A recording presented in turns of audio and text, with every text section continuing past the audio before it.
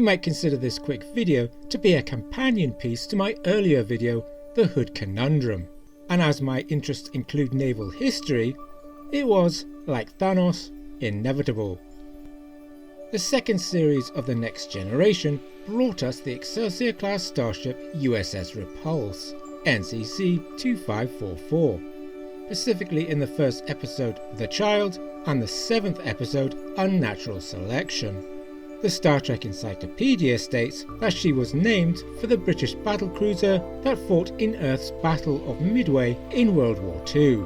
The Battle of Midway took place in the Pacific theatre of the Second World War in early June 1942, and it is one of the truly decisive battles of naval history. It was mostly a battle of aircraft carriers and their air wings, including familiar names such as Enterprise, Yorktown and Saratoga, which have entered the Star Trek legendarium, if we might use the term. However, the US Order of Battle does not record the presence of HMS Repulse.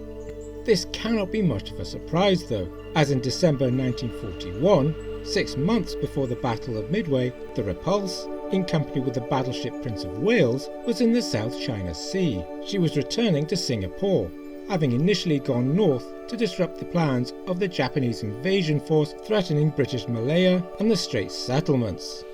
Unfortunately, they were discovered by Japanese aircraft and attacked, and both ships were sunk with a loss of 840 British lives. It was the first time capital ships had been sunk by enemy aircraft at sea, and it reinforced the new reality of naval warfare, that the days of the battleship and battlecruiser were very thoroughly numbered.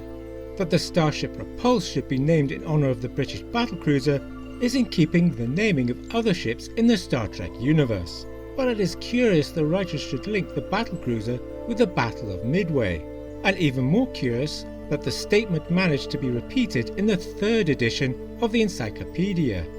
The Encyclopedia is a brilliant resource, and the result of a lot of hard work by the authors. Such a small detail may well have escaped their editorial eye,